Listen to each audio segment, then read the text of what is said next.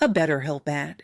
Therapy isn't just for times of major challenge. It's a valuable tool for anyone wanting to improve their well-being. It can help you develop healthy coping skills, set boundaries, and support personal growth. BetterHelp makes it easy to get matched online with a fully licensed therapist right from your phone. No commuting, no waiting rooms. And you can switch therapists at any time. Sign up at BetterHelp.com and get 10% off your first month. That's BetterHelp.com. We have the tech to get food delivered in 15 minutes, but we all have horror stories about buying tickets. The Game Time app gives fans the advantage. Get amazing tickets in just a few taps. Fees are included, so what you see is what you pay. And the Game Time guarantee means authentic tickets at the best price every time. Take the guesswork out of buying tickets to concerts, sports, comedy, and more with Game Time. Download the Game Time app and create an account for $20 off your first purchase. Terms apply. This is the new Weight Watchers, built for real life and real results, no matter what mode you're in. Maddie went all in for her big day and lost 33 pounds. Emily lost 85 pounds and hit her goal while still living her life. Weight Watchers gave me the tools and I feel amazing. Join the millions of members and lose weight with the #1 doctor-recommended weight loss program. Lose more at WeightWatchers.com. At 6 months, participants in a clinical trial of Weight Watchers program lost an average of 12 pounds. Some of the most damaging relationships are the hardest ones to explain, and they don't have to look extreme in order to be deeply harmful. Welcome to the Covert Narcissism Podcast, where we make sense of what never quite made sense. If you've been listening for a while, you may already understand what's happening in your relationship. You can see the patterns, you can name the behaviors, but maybe you still feel stuck in the same cycle. This is where coaching comes in. It's not about learning more, it's about having the support to finally apply what you already know and begin moving forward. You need a coach. If you're ready for that next step, I invite you to join me in my coaching program. You can learn more about it at covertnarcissism.com. Have you ever tried to describe your partner to a friend or family member and halfway through you think to yourself, this sounds totally fine. I sound crazy here, but why do I feel so terrible? That is covert narcissism in a nutshell. It's the narcissism that doesn't look like narcissism. There's no big ego walking into the room, no booming voice announcing their greatness. In fact, they might seem shy, humble, misunderstood, sensitive, but yet somehow you end up feeling bad, feeling like you're the problem. Today, I'm giving you the top 10 signs that you are with a covert narcissist. Now, think of it like a checklist. Instead of checking things off like a grocery list, you're checking off red flags. Now, this is not a diagnosis tool, and I want to be clear about that, and I will talk about that even more at the end. This is not some, they have to have a certain number of these to be a covert narcissist. That is not the purpose of this list. But maybe it will give you a few, oh, well, that explains a lot, moments along the way. So let's get into it. Number 10, the compliment that isn't really a compliment. You know the one. You show up to dinner feeling great, and they say something like, "You look nice. I'm surprised you went with that outfit." Wait, what? Do you like the outfit, or do you not like it? It leaves you questioning. Or how about this one? "You're actually fun when you're not so stressed." Okay, so are you saying that most of the time I'm not fun, or are you saying that I am? Again, it leaves you doubting. And then there's the classic, "Wow, you actually finished that. I wasn't sure you would." And it can be said with a smile, like it's a compliment, and maybe you try to take it that way, but you walk away feeling like you just barely cleared a bar that they secretly expected you to trip over. These are called backhanded compliments, and covert narcissists have a PhD in them. It's just enough praise to seem kind, to seem caring, to seem attentive, with just enough sting stuck inside of it to bite. It keeps you second guessing yourself, feeling hurt, or questioning whether they meant it, or maybe you're overreacting until you walk away feeling unsure. Over time, you stop trusting your own judgment because someone that you love and you care about keeps quietly undermining it, but just subtly enough that you can't quite say for sure whether they are or are not. If you regularly walk away from compliments or seeming compliments, feeling somehow worse, that's worth paying attention to. Number 9, everything is always about them. Even when it's about you, it's still about them. So let's say you got a promotion at work and you share it so excited with them and you share the news, and somehow within about 2 minutes, the whole conversation has shifted to how hard they've been working, how unrecognized they feel, how your success is actually a little stressful for them right now. And it might sound like, oh, that's great, babe. I just hope that this doesn't mean you'll be working even longer hours. I already feel like I never see you. Or maybe they say, I'm so happy for you. I just wish someone would recognize everything that I do around here. And how about this one? It really can dig in. That's amazing. I just, I've been having such a hard week. I'm sorry, I don't really want to make this about me. Boy, that's a classic line, because what do? They then proceed to make it entirely about them while saying they don't want to make it about them. And somehow you end up comforting them about your promotion. You came in with good news and then you left feeling guilty for having it. Well, how in the world did we get here? Covert narcissists are masters at redirecting the spotlight subtly so that you don't even notice that it's happened until you're comforting them about your good news, or you are reassuring them that they matter in your world, or you're walking away feeling guilty for receiving a promotion in the first place. I mean, clearly you just should have told your boss, I'm sorry, I can't receive your promotion because it will hurt my partner's feelings. If you feel hesitant to share your good news with your partner, you might want to pay attention to that. You might want to notice how you are feeling, because there's a reason you're feeling this way. This tactic of theirs is called conversation hijacking, and it's exhausting, frustrating, and extremely manipulative and incredibly inconsiderate on their part. Number 8, the silent treatment is their favorite weapon. Overt narcissists, they might blow up, but covert narcissists, they go quiet. Now, I will say that many narcissistic people carry both overt and covert traits, and this is important to understand. So if you have a covert narcissist in your relationship that doesn't always go silent in their angry moments, that doesn't necessarily mean that you aren't still dealing with covert narcissism. What I'm saying is that the more rageful explosions, they're certainly easier to identify as problematic. When someone goes quiet, we can easily pass it off as maybe they needed space or they needed time to process their thoughts and their feelings, and this is certainly normal and healthy. But they do this in a way that doesn't create the sense of being normal and healthy. Instead, it creates all this tension and stress. They might even actually tell you that what they're doing is normal and healthy, but they will do so in an attacking and accusatory way. They're going to say to you, well, can't I have a little space?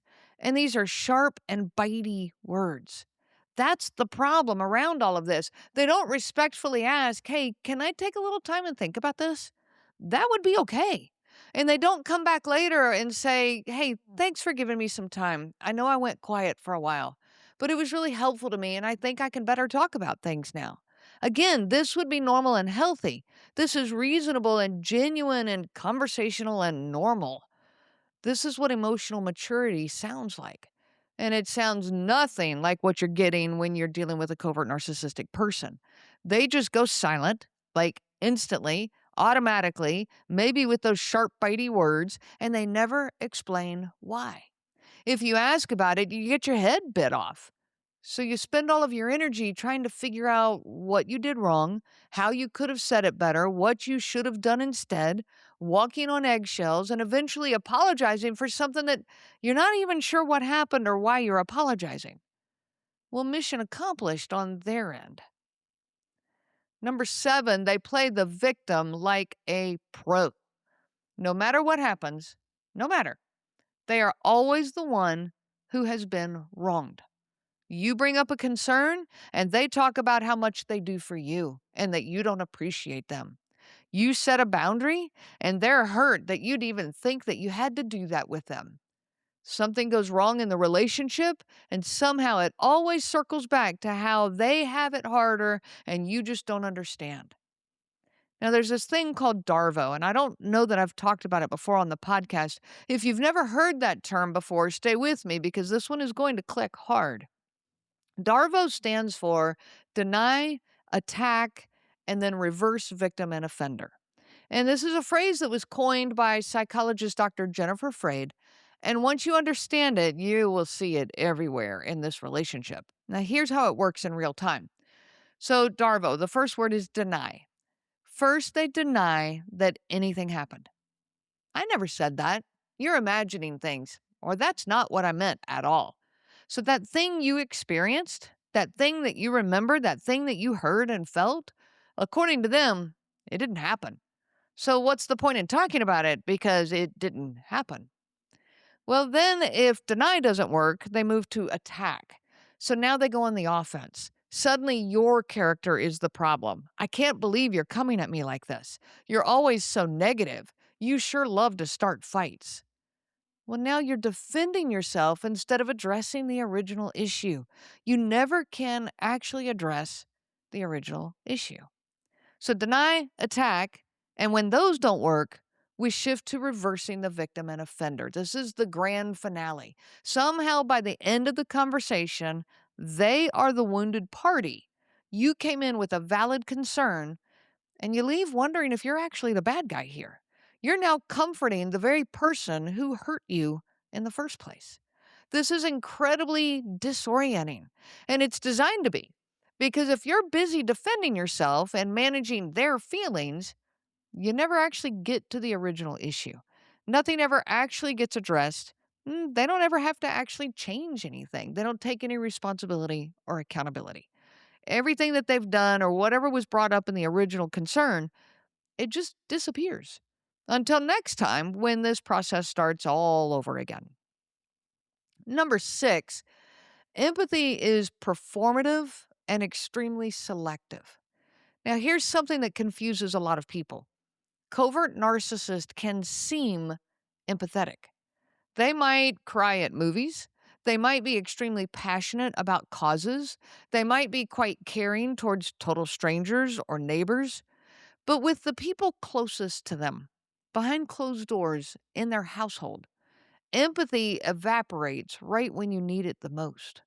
Let's say you're sick, but they become annoyed at the inconvenience to them.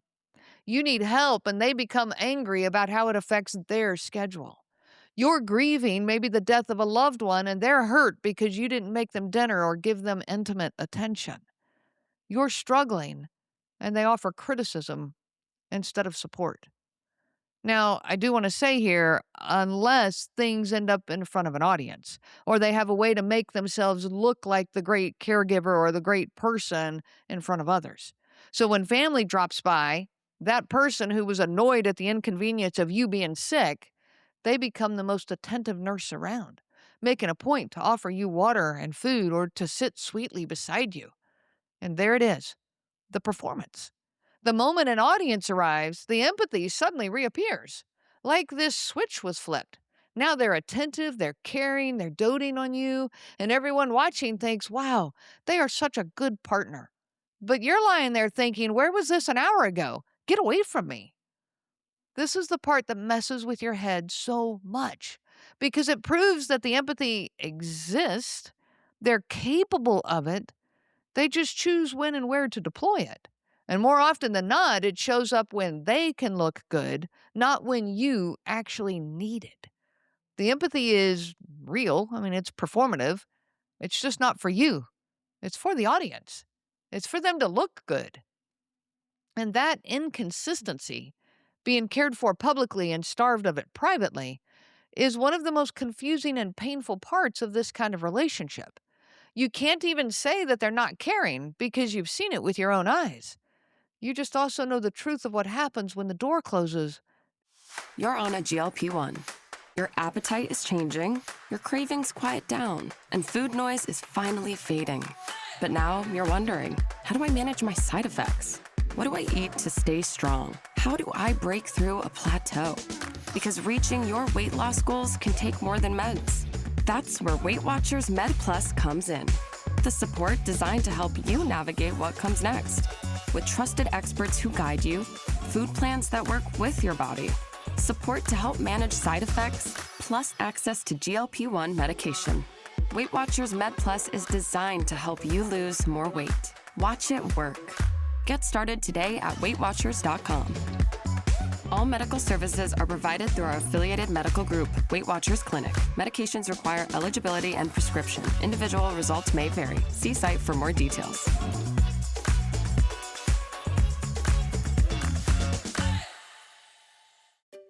Finding great candidates to hire can be like, well, trying to find a needle in a haystack. Sure, you can post your job to some job board, but then all you can do is hope the right person comes along. Which is why you should try ZipRecruiter for free at ZipRecruiter.com/zip. ZipRecruiter doesn't depend on candidates finding you. It finds them for you. Its powerful technology identifies people with the right experience and actively invites them to apply to your job. You get qualified candidates fast. So while other companies might deliver a lot of hay, ZipRecruiter finds you what you're looking for. The needle in the haystack. See why 4 out of 5 employers who post a job on ZipRecruiter get a quality candidate within the first day. ZipRecruiter, the smartest way to hire. And right now, you can try ZipRecruiter for free. That's right, free at ZipRecruiter.com/zip. That's ZipRecruiter.com/zip. ZipRecruiter.com/zip. And the show is over.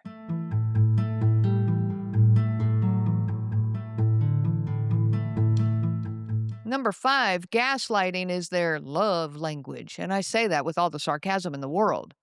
Gaslighting is when someone causes you to question your own reality. But with a covert narcissist, it's not this big and dramatic way. It's calm and confident.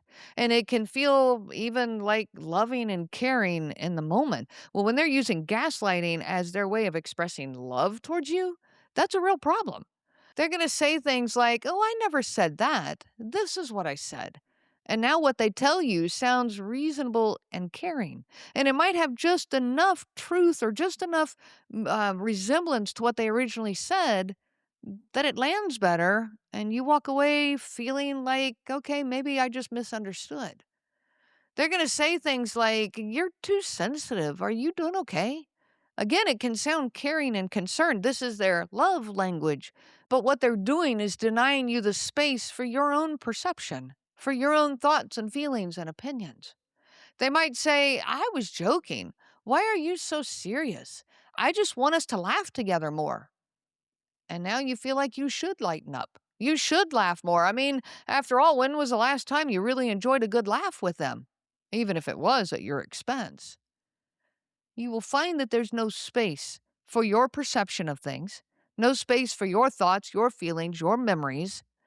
And it's done in a way that you can even question as to whether they're being a caring and, considerate person. So little by little, you really do stop trusting your own memory, your own feelings, your own thoughts, your own reality. You start fact-checking yourself before you even open your mouth. This is not a you problem. This is a them problem. Number 4, they're obsessed with how things look on the outside. Here's where this covert part really shows up. They may not brag loudly out in the world to others, but they do care deeply about their image. And this can show up in different ways. Maybe the house has to look a certain way. Now, this was not the case in my situation, unless the certain way was just with stuff everywhere. The family maybe has to present a certain way, looking successful and happy or disciplined and respectful. And I definitely did go through that.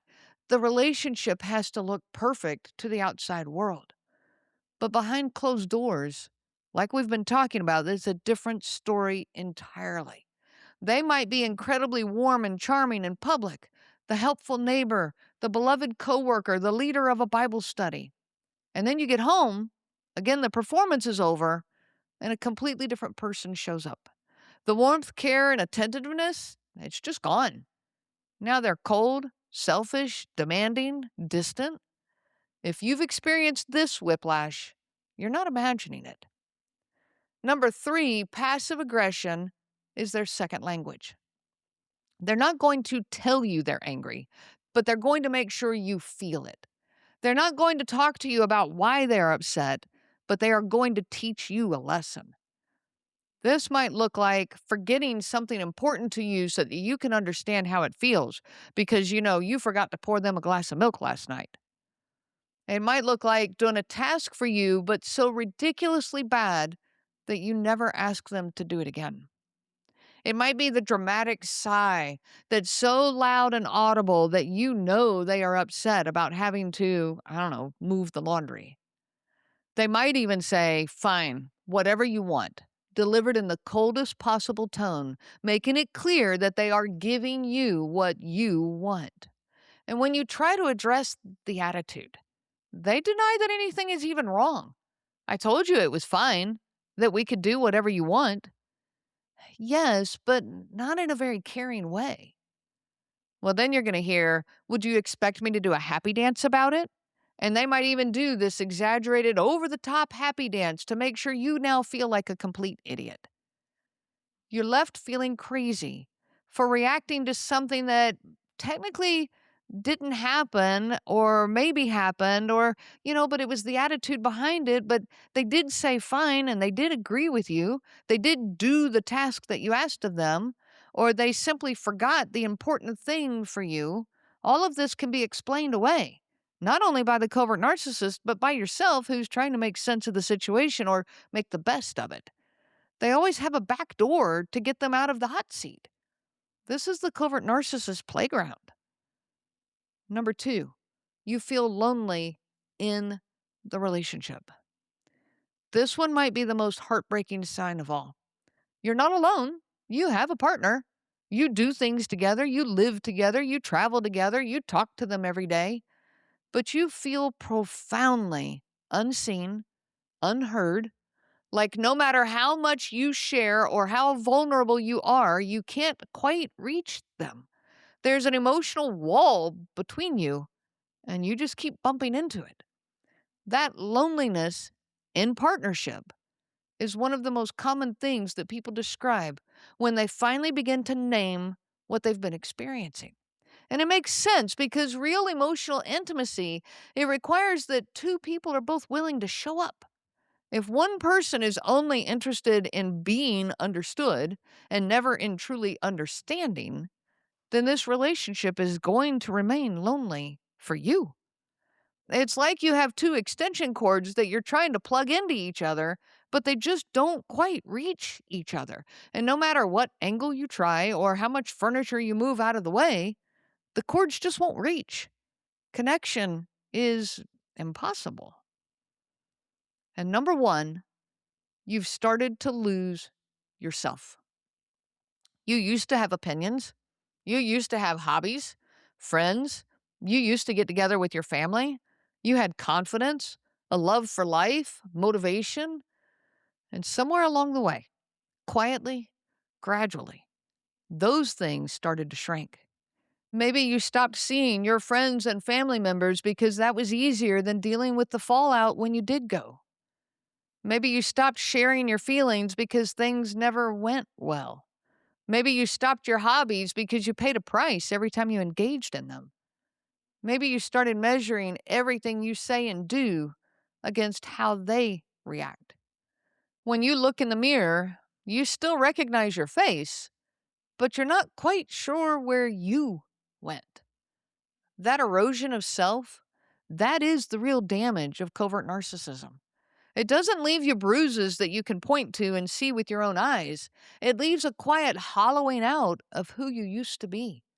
It scrapes you out from the inside. You might look like the same person on the outside, but you certainly don't feel like the same person on the inside. And recognizing this, that is not a small thing. It's everything. Because you can't rebuild what you don't know is missing. We can look at this with a whole lot of regret over the years that were lost. Or you can choose to see this moment right now and today as the turning point.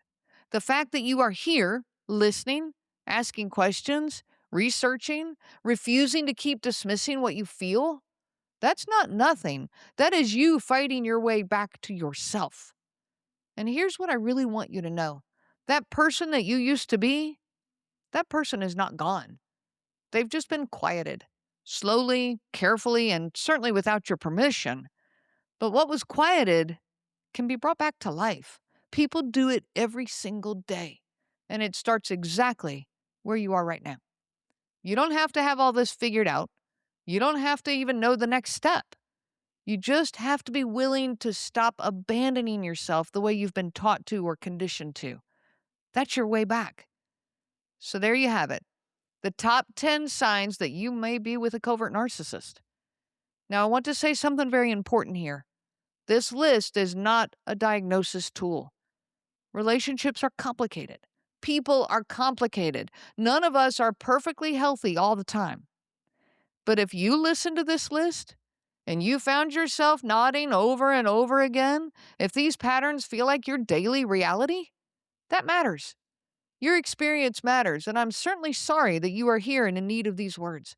But know that you are not alone on this, and it is never too late, never, to find your way back to your peaceful self. I wish you so much peace on your journey of healing. If you've been listening for a while, you may already understand what's happening in your relationship. You can see the patterns, you can name the behaviors, but maybe you still feel stuck in the same cycle. This is where coaching comes in. It's not about learning more. It's about having the support to finally apply what you already know and begin to move forward. If you're ready for that next step, I invite you to join me in my coaching program. You can learn more about it at covertnarcissism.com. Your story matters, and you deserve to be heard without judgment. Check out my coaching services at my website, again, covertnarcissism.com. And don't forget to subscribe, to thumbs up, to follow, to like this podcast so that you can get more empowering episodes like this one and to help us continue spreading the word so that our community can continue to grow. I wish you so much peace on your journey of healing. The information provided by Renee Swanson, Covert Narcissism Podcast, and CNG Life Coaching is for educational purposes only and is not to be used for diagnosis purposes and not intended to be a substitute for clinical care. Please consult a healthcare provider for guidance specific to your case. This material discusses narcissism in general. Renee shares stories from her personal experience as well as from those she has talked with for several years. Her material does not claim that any specific person has narcissism and should not be used to refer to any specific person as having narcissism. Permission is not granted to link to or repost this material to support any allegation or support a claim that any specific person is a narcissist. That would be an unauthorized misuse of this material and information provided. This is the new Weight Watchers, built for real life and real results, no matter what mode you're in. Maddie went all in for her big day and lost 33 pounds. Emily lost 85 pounds and hit her goal while still living her life.